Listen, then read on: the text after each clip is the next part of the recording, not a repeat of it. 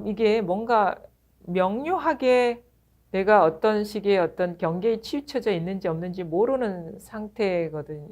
그러니까 충분히 있거든요. 그러니까 우리는 한 번도 이 분별 망상 세계를 온전하게 벗어나서 살아본 경험이 없기 때문에 그 과정 속에서 변화되는 변화되는 자신의 삶을 보면 아, 이 정도는 됐어. 이게 이 정도면 나는 아무 문제 없어. 이런 식으로 공부의 어떤 종지부를 찍는 순간이 오고 그게 어떤 공부하는 사람의 아주 큰 어떤 그 함정과도 같은 일이거든요. 그래서 반드시 그 과정을 다 겪으면서 벗어나 본 스승의 의지를 해야 된다. 그 분별에서 벗어나 본 사람의 안내를 받아야지 그게 뭐에 걸려 있다라는 거를 이제 점검받을 수가 있거든요. 그래서 진짜 스승이라는 존재가 필요해요. 왜냐하면 우리는 한 번도 이 자기 분별 망상을 벗어난 적이 없기 때문에 어느 미세한 분별 망상에 의지해서 이거 됐어라고 얘기할 수가 있거든요. 그래서 진짜 스승의 존재가 필요하다는 것이고, 근데 진짜 자기가 공부가 진짜 원만해지지 않으면 그 찝찝함이 있어요. 이게 뭔가 자기도 모르게 찝찝함이 있거든요. 명확하게 뭔지는 얘기할 수 없지만,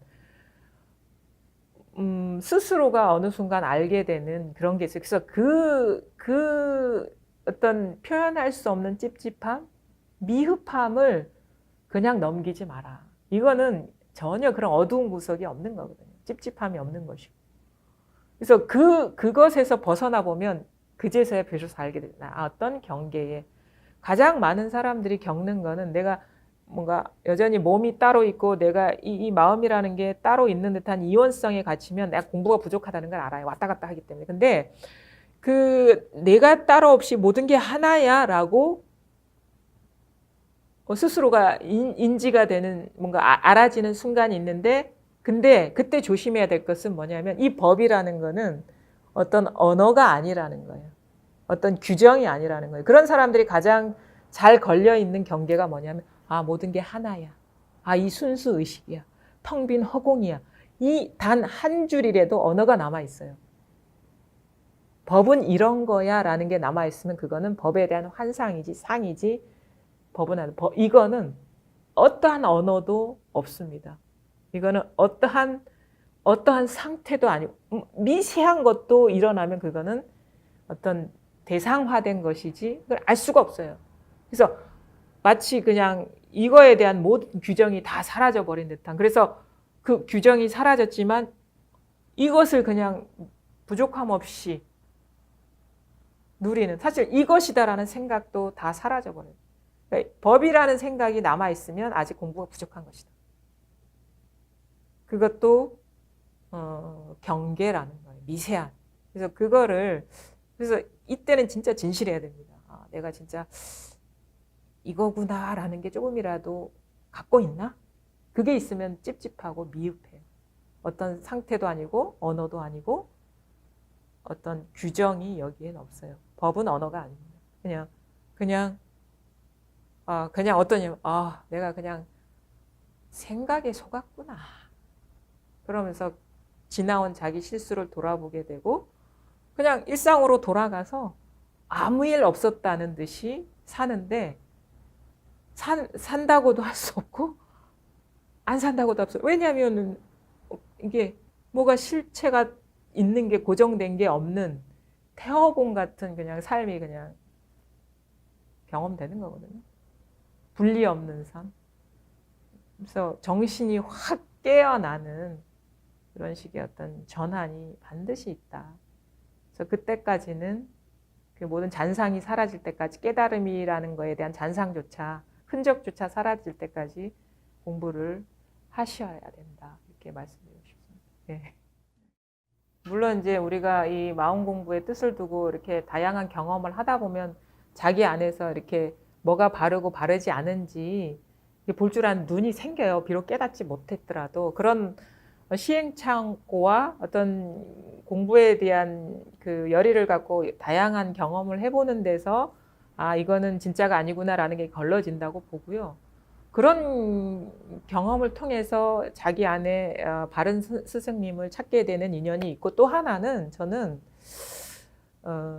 어떤 고정관념이나 편견 없이 어떤 세상을 보려는 눈? 사실 저도 그랬던 것 같거든요. 그냥 어렸을 때부터 느낀 게 뭐냐면 세상은 다 변한다 이거예요. 그래서 어떻게 마음 둘 데가 없는 거예요. 너무 공허하고 마음속에 뭐 큰 구멍이 있는 것 같고. 그래서 항상 진실이 뭔가 이런 어떤 의문을 싹 틔웠던 것 같거든요. 근데 그 의문을 갖고 살다 보니까 이 나도 모르게 진실에 부합하는 그 말씀들이 다가오고 느껴지더라고요. 보게 된 거예요. 사실 저 같은 경우도 어떤 사찰이나 아니면 스님과 인연이 있는 상태가 아닌 데서 우리 선생님을 딱 막 한번 대화를 해보고 아 이게 맞다라는 게 확 이게 생기더라고요. 그래서 전적으로 이렇게 공부에 이렇게 들어가게 됐는데, 그러니까 어떤 이걸 통해서 뭔가 세상에서 이득을 보려는 그런 마음 없이 진지한 질문, 존재에 대한 질문, 삶에 대한 질문, 그런 자세가 돼 있다면 그분은 반드시 안목 있는 스승을 만나리라고 봅니다. 예. 스스로를 믿으세요. 살아야 되는데, 깨달았더라도 살아야 되는데, 삶의 그 치열한 현장 속에서 이게 깨달으면 어떤 식의 어떤 대응, 어떤 행동의 변화, 삶의 변화가 일어나느냐. 일단은 그 자기가 사실은 그 모든 어떤 그 우리가 삶에서 부딪히는 그 장애들은 보면은 이 상황에선 이래야 된다는 자기 고정관념과 저 사람이 주장이 항상 부딪히기 때문이거든요. 나는 오른쪽으로 가는 게 맞는 것 같은데 저 사람은 왼쪽으로 가는 게 맞다고 얘기하고, 예를 들어 또 그런 거, 뭐 나는 여기에서 이 정도 하면 최선을 다했다고 생각하는데 저 사람은 부족하다고 얘기하고, 이런 식의 자기 관점과 저 사람의 관점이 충돌하기 때문에, 그걸 고수하기 때문에 이게 우리가 투쟁이 일어나는 거거든요.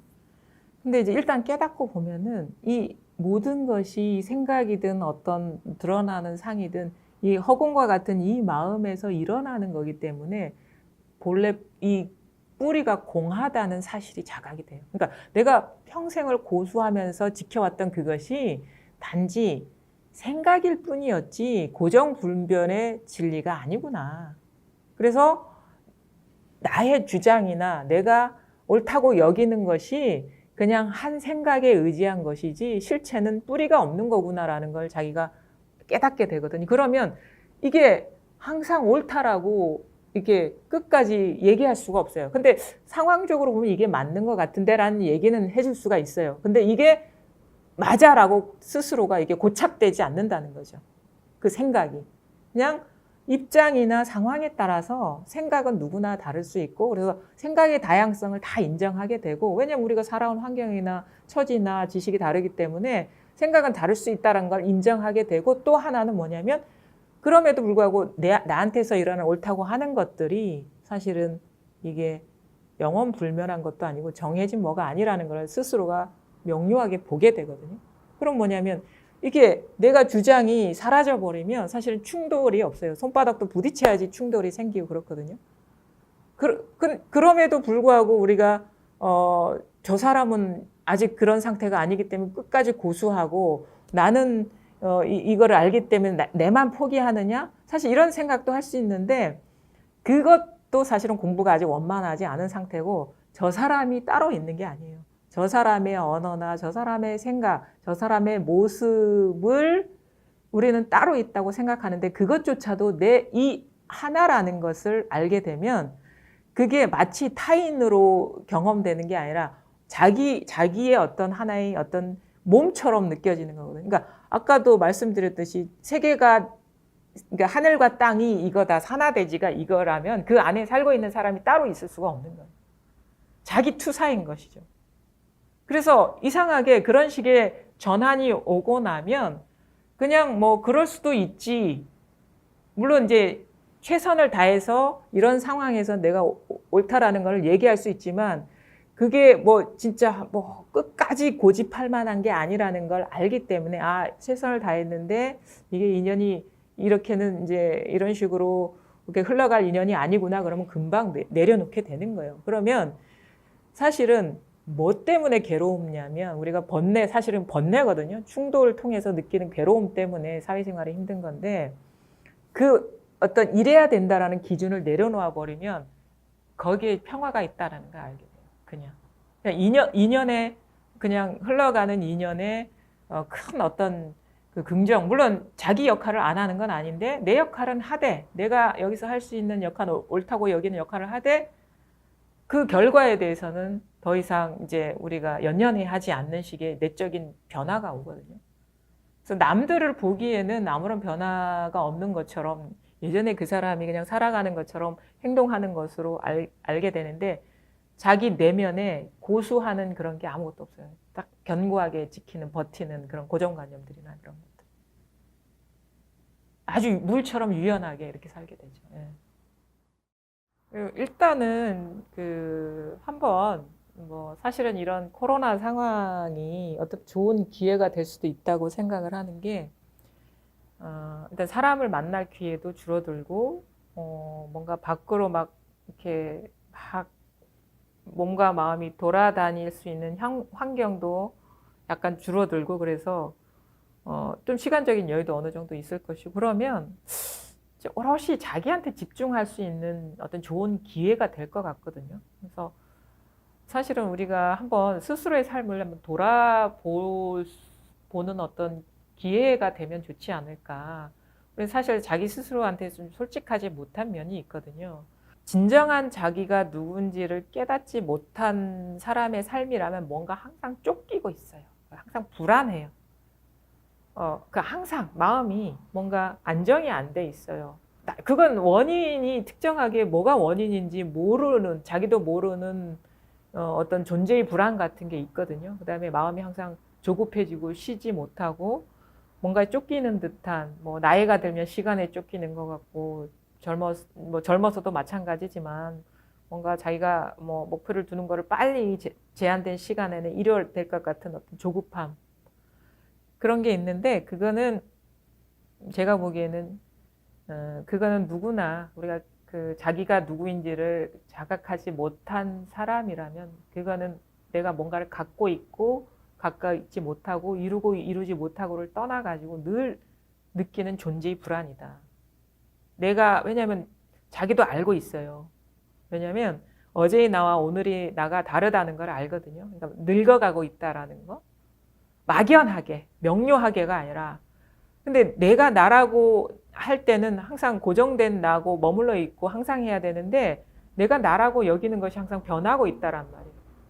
그럼 무상한 존재라는 거를 은연중에 알면서 우리는 불안해지는 거예요. 내가 뭔가를 이루지 못해서 불안한 게 아니라 착각이 불안을 일으키고 있다는 거예요. 몸과 마음을 나라는 여기는 그러니까 몸과 마음에 자기 정체성을 두고 있기 때문에. 그래서 이런 기회에 차라리 진짜 한번 질문해 볼 필요가 있는 거예요. 만약에 진정한 나라면 나는 항상 해야 돼요. 근데 몸을 봐도 변하고 있고 생각도 사실 우리가 어렸을 때 나에 대한 생각, 그 다음에 뭐 5살 때의 생각, 그 다음에 10살 때의 나, 그 다음에 뭐 20살 때의 나, 30살 때의 나, 아니면 40살, 50살 때의 나는 달라요. 그 다음에 또 뭐냐면 내가 며느리일 때의 나의 정체성, 아니면 딸일 때의 정체성, 아니면 사장님일 때의 나의 정체성, 직원일 때의 정체성, 그게 달라요. 자기에 대한 규정이. 그럼 뭐냐면, 그럼 진짜 나는 뭐냔 말이에요. 그때 어떤 고정관념, 어떤 생각을 자기라고, 무상한 생각을 자기라고 규정하고 있지 않느냐를 한번 좀 진지하게 질문해 볼 필요가 있다고 보거든요. 그러면 결국 이제 우리가 깨닫게 되는 거는 허망한 어떤 분별의식이나 감각적 어떤 물질감이라든지 이런 감각적인 것 아니면 어떤 생각에 의지해서 나를 두고 있었구나라는 걸 알게 되면서 거기에서 좀 뭔가 풀려나게 되고 그다음에 어떻게 보면은 나 자신의 어떤 그 정체성이 내가 알아왔던 게 아니라는 걸 알게 되면서 자기도 모르게 뭔가 그 깊은 근원에 한 걸음 더 다가갈 수 있는 기회가 되고 진짜 그 기회로 이제 공부를 하게 되면은 진정한 본래 나 자신, 본래 면목과 만나게 되는 어떤 경험을 통해서 근원적인 존재의 불안에서 벗어날 수 있고, 그래서 코로나가 있든 없든 상관없이 우리가 자유로운 어떤 상태로 살아가게 되는 어떤 좋은 기회가 아닌가. 그렇게 될 수도 있다고 봐요. 물론 이게 뭐 하루아침에 되는 건 아니지만 세상의 모든 어떤 경험이 나쁜 것만 있지는 않다고 봅니다. 충분히 우리는 기존에 살아오던, 지금 왜 이게 불안하냐면요. 기존에 살아오던 습관대로 못 살기 때문에 불안하거든요. 달라진 환경에 자기가 적응을 못하고 있는 거예요. 근데 이 상황이 오히려 더 진지하게 자기를 돌아볼 수 있고 진실에 가까이 다가갈 수 있는 기회가 저는 충분히 될 수 있다고 봅니다. 왜냐하면 코로나라는 불안이 더 가중돼 있거든요. 존재의 불안에다가. 왜냐하면 그것이 불러오는 뭐 어떤 생계 문제, 직업의 문제, 우리 생각에 그렇게 사실 끄달리고 있거든요. 그것도 사실은 우리가 의식이 있을 때만 그런 불안이 작동하는 건데, 이걸 한번 근원적으로 질문을 해볼 수 있는 시간을 가져보면 좋지 않겠나 생각을 하고, 물론 이제 그 앞으로의 삶에서도 좀 이런 말씀은 드리고 싶어요. 근원적으로 뭐 이렇게 얘기하기에는 좀 어려운 부분이 있기 때문에 우리가 자기 생각에 대해서 늘 옳다라는 그것이 과연 진실된 것인지 한번 질문을 해보고, 사실 그렇지 않거든요. 이거 한번 생각해 볼 필요가 있어요. 사람마다 다 살아온 환경, 지식, 경험, 입장이 다르기 때문에 세상을 보는 눈이 다 달라요. 다 달라요. 쌍둥이라도 다르거든요. 근데 그 다름을 인정하고 자기 얘기를 이렇게 해볼 수 있는 어떤 여유, 이런 식의 어떤 시도부터 한번 해보시면 그 자기 생각을 고수할 때와는 좀 다른 식의 어떤 여유로움이 비로소 생기고, 그게 실마리가 돼서 더 깊은 질문을 할 수 있지 않을까.